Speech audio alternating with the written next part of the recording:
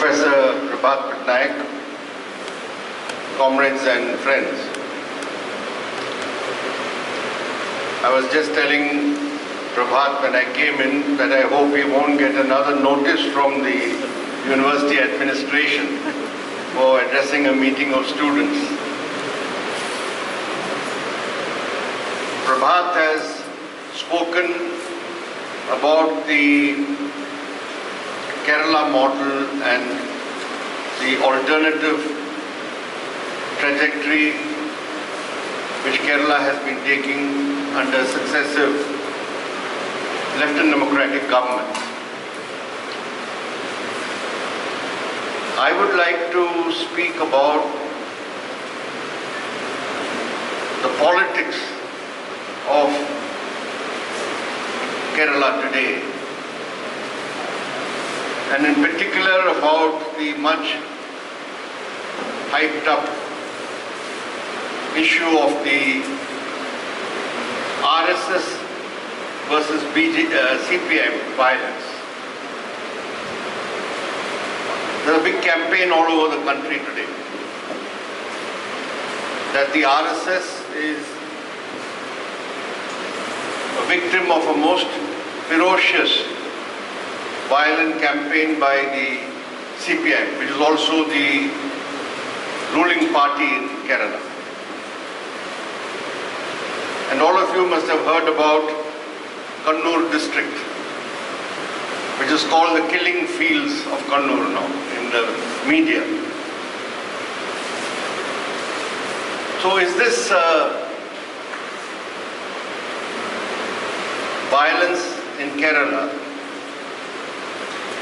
between the RSS and the CPM some sort of bloody battle for turf control, or is it some sort of blood feud in Kannur district, as some people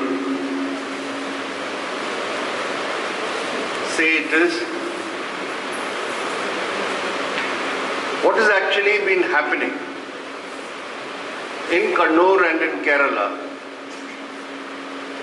in terms of the RSS and its brand of politics, which is, I think, very relevant for the rest of the country today. Now, Kannur happens to be in Malabar, the northern part of Malabar, which was part of the British province, while you had Travancore and Cochin, which were princely states. And because it was under direct British rule, Malabar was in the forefront of the national movement in the independence struggle.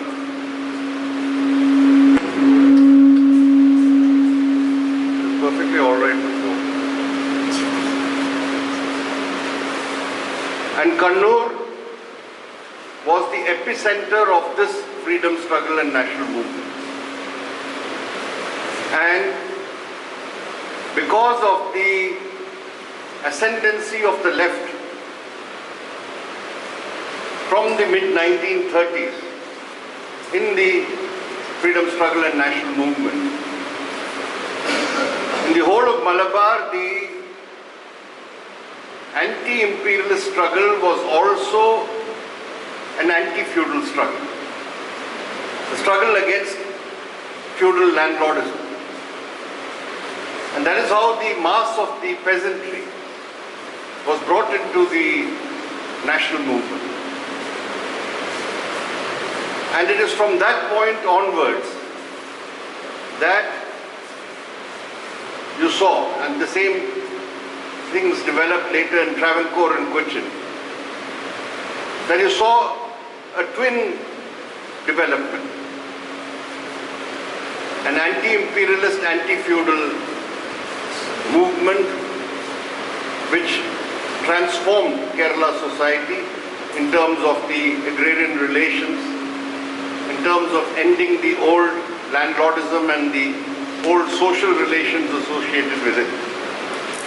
And on the other hand, there was the social reform movement, the anti-caste movement, what is now popularly in Kerala called the Renaissance movement, where you had figures like Sri Narayana Guru and Ayyangali and Chattambi Swami, etc., which also helped to demolish some of the old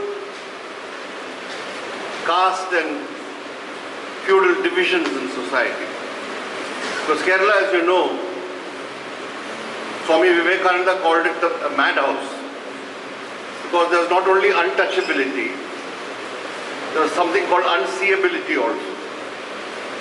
So some people belonging to particular caste could not be seen by the upper caste.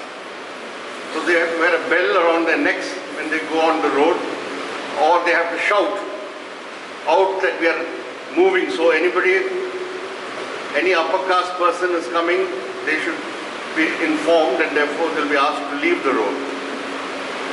So it was that type of society, highly hierarchical, parasitical landlordism in Malabar, and it was the communist movement in Malabar which completely smashed all this. And Prabhat referred to the LDF government, but there was the first communist ministry in 1957, the EMS ministry, which undertook land reforms, which also tried to bring about changes or reforms in other aspects of Kerala society, whether it's the educational system, whether it's the bureaucracy, whether it's the police policy, etc., etc. I don't want to go into that district.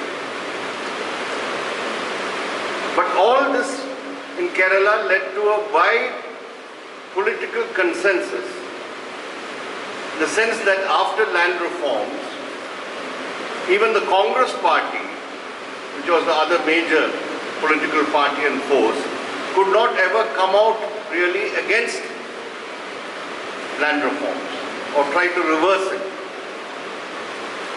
So the old landlord elements, the orthodox upper caste elements, and all their hangers-on in society, in Malabar, found only solace in the RSS. I remember as a young boy, in the district I belong to in Malabar, Palakkad, that around the temples you would find the RSS. Even in those days, they were confined to those particular social groups of people who had lost out, you see, because of land reforms and because of the end of the old social order. So they were a very isolated group. They could not really make any political impact. They could never become a political force or a movement, but they were confined to these peripheries. Then came the new development, which is particularly relevant to what happened in Kannur, which is the organized working class movement. It was not only the anti-feudal peasant movement which grew in Malabar, there was a very strong working class movement, whatever working class was there. And the first RSS offensive or attack in Kannur was to attack the BD workers, who had got organized. The Ganesh BD factory workers were the first to suffer a bomb attack by the RSS coming from across the border, because there is no real RSS gangs available within Kannur. Kannur at that time was all of Kannur, Kasargod, etc., up to the Karnataka border. And the first gang came in a car and threw bombs at a gathering of BD workers. And since then, the RSS played a specific role of strike breakers working for the capitalists and the employers, hired goons for the capitalists. So the clash or the conflict between the RSS and the communists started in Kannur because of this class angle. And gradually they tried to establish some base and influence. But all these years, from that 1970 to now, nearly 5 decades now, Kannur is divided, Kasaragod is another district. The RSS has not been, through its party, the BJP, to really establish itself politically. In the 10 or 11 constituencies, assembly constituencies that are there now in Kannur, in not one have they ever been able to even come second in any assembly election. And in most they lose their deposits whenever they contest elections. So the RSS played a specific role.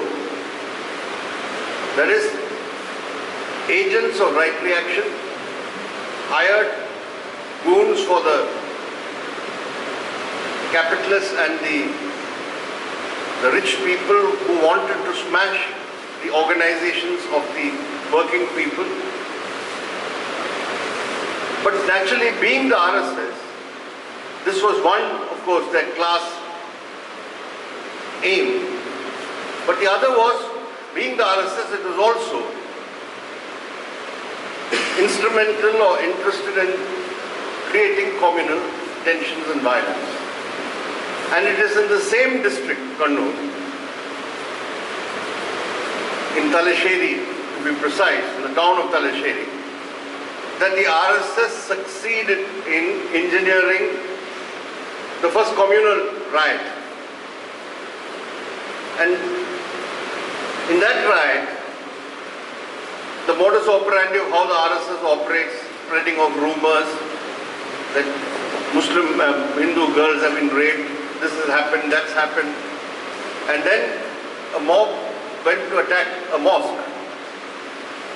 And because the communists are strong in that area, the local communists went to defend or protect the mosque. And the first person killed to protect the mosque in Kannur district in Talasheri was the communist leader U.K. Kunjirao. But that resistance to communal clashes or violence was a signal turning point, because the RSS failed after that to create communal violence in that region in any serious manner. If you look at the history of all the communal riots which took place in the 60s and 70s, in those days at least there used to be judicial commissions which used to produce some reports. Nowadays they order a judicial inquiry and we don't know what happens eventually to that inquiry. But in the Talasheri riot, there was a Justice Vilayathil Commission of Inquiry. He was a retired High Court judge, Joseph Vilayathil. And his report is available. I think it's even available on the net. It's a very revealing report, which shows how the RSS actually engineered this riot. And it also goes on to say how the CPM workers foiled this attack on the mosque. And also, of course, other persons who stood against this. So the RSS in Kerala,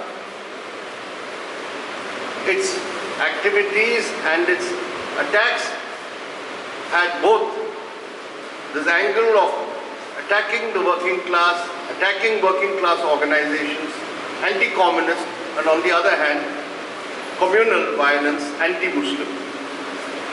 And that continues to this day. So all through these years, if you see, this talk about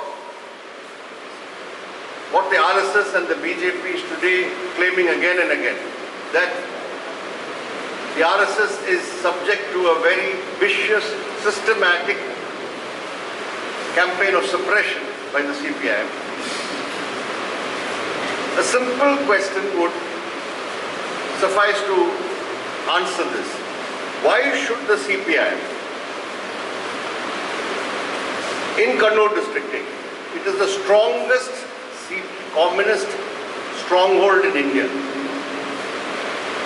because in every village there is a strong communist following because of this long years of anti-imperialist, anti-feudal and working class struggles. In my party, 5% of the total membership of our party in the country comes from Kannur. 5%. That's how rooted the communists are in Kannur. This is a party, the RSS has got a dummy, it's a dummy. The BJP really has never really been able to find a sound footing in Kerala. Why should we go on creating trouble for ourselves by killing off these people when they are no threat to us politically? There have been clashes between the CPIM and the Congress in Kannur. They are a force there and we are there, so there is points of conflict come. But the BJP has not been even panchayat. I mean, there was time in 70s, 80s, it couldn't have been a panchayat election. But the RSS was a weapon to disrupt the working class movement, the communist movement, and the RSS learned from its bitter experience that without removing this hurdle of the communists there, our communal agenda can't go forward. Without smashing the communist base, there's no way we can implement the communal agenda. So that is why constantly they have been at the use of violence and disruption to try to create a situation. And the figures, some of it has come in the media, since 70s, this is the police figures, up to now, up to say last month, 527 CPIM workers were killed in the whole of Kerala over a period of 4 decades, more than 4 decades. As far as the RSS is concerned, that figure is 185. And more than the RSS, there are also, more than this, there are Congress workers who died. So it's very clear that whatever political violence or clashes that exist, it is not as if the RSS, the poor RSS is being smashed up and suppressed by this very strong CPIM, which also uses the state machinery and power. Because if you see the pattern, after all, everybody knows in Kerala we are there every alternate 5 years. 5 years we are there, 5 years it's a Congress-led government. So you will find that the RSS does not spare the CPIM whether we are in government or whether we are not in government. That is not their concern. Because even in the recent period, that is this is from the 1970s, again the police figures for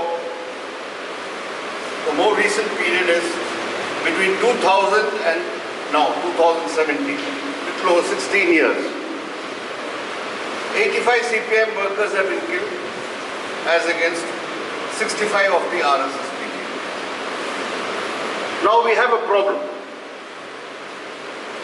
The problem is that the RSS is playing the role of an agent provocateur. They want to provoke violence from from us.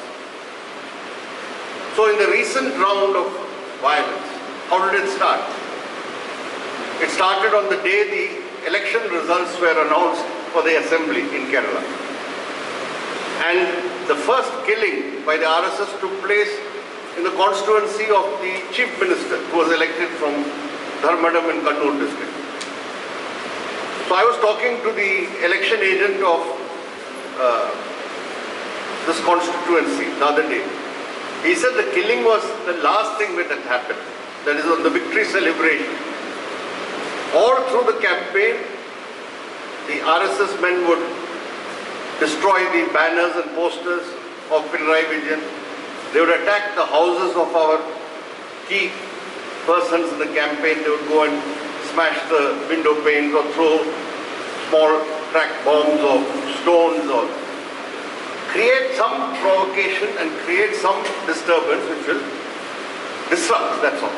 Because they cannot win there. But this is the thing. So what happens is, when sometimes the provocation is such of a cold-blooded killing, then the natural thing would be to, in self-defense, to retaliate. And that's what the RSS is now trying to engineer. But there also, since the government took over, this LDF government took over in May last year, these figures are also available. 13 people have been killed by the RSS BJP in the past little over 15 months. And if you look at that list, we have provided that list, it is available on our Facebook and website, etc. 10 were CPM workers. 2 were non-party, no party, but they were killed because they were Muslims.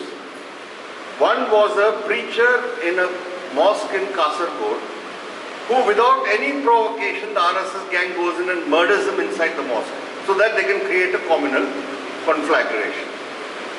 His name was Riaz Maulvi. The police had to search because there was no motive, nothing seemed to be the reason for this. Finally they caught a gang, which is a Hindutva gang. And the other was Faisal. Now here's a man who proclaimed from the rooftops that I am converting to Islam. And he had gone to the Gulf and come back. And he had openly converted to Islam, and he had come back to his house and he was living there, and one day when he was going up, he was hacked to death. So he was not CPIM, he was not Muslim League, he was not anybody. Both these people were attacked purely as communal targets of hatred. And one man was killed who was a Congress supporter. This is the tally of the RSS in this short period. So the problem for us is how to deal with this violence. Yes, the police and the state will act on this, whoever commits any crime like murder or killing or throwing bombs, etc., that is there. But politically, what they want to do is to show that Kerala is a state and a society which is riven with violence and communal divisions and hatred. That is the sort of picture they want to portray. So you find all sorts of stories, including, unfortunately, the judiciary is subscribing to us in this very ridiculous decision the High Court has taken in Kerala about a 24-year-old woman who openly says, I've converted to Islam and I've married a man of my choice. And the High Court says, no, you're not old enough to be deciding on your own. And now the Supreme Court has ordered an NIA investigation to see if it is part of a plot to take this girl to Syria to join the IS, etc. So this is the attempt that Kerala is full of now, anti-national, terrorist connected, fundamentalist, Islamists, etc., etc. That's one angle. And the other is, which is the standard tactic of the RSS and the BJP, that these secular parties are appeasing the minorities, protecting the extremists and fundamentalist forces. The problem for the BJP, why they are not able to devise any other political strategy to fight us? They have a problem because they have a BJP. The RSS has floated the BJP. Now in all these years, there is a strange contradiction. The RSS every year reports our organization is growing in Kerala. The latest Shaka figures, they say, highest in Kerala, in India. The number of Shakas are the highest, 3,800 or something. But despite this great growth of the RSS Shakas, the BJP is not able to gain much political influence. In fact, the BJP is a very stunted baby of the RSS. In fact, just before this big uproar took place about violence in Trivandrum, the BJP there was plunged into a big crisis because of the corruption scandals which have erupted. Here's a party which is not in power in ever been in power or come anywhere near power. They would have just one MLA now. But whenever the central government is there, the BJP, like in the Vajpayee government time, then they utilize it to make as much money as possible. So this time, the BJP itself investigated and found one of its leaders had taken a bribe of 5.6 crore rupees from a medical college owner, promising him that he'll get recognition from the Medical Council of India. So that inquiry report was leaked to the media and now that man has been thrown out. But he has retaliated by exposing other scandals of other leaders. So various inquiries are going on. And now they have found a lot of money making is going on, trying to use the central government's authority. This happened during the BJP government also. Their own inquiry showed 16 crores was made by BJP leaders for allocation of petrol pumps and gas agencies during the Vajpayee government. So this party is not able to deliver. So the RSS takes it upon itself, and the RSS knows only this: the knife and the sword and the pistol. They are not able to work out a political strategy. So this must be understood. And many people seem to... I was very surprised to see some well-meaning liberals also advising us that it's not good what you're doing in Kannur and Kerala, this politics of the gun and the knife, please give it up. This intermittent violence or internecine violence with the RSS.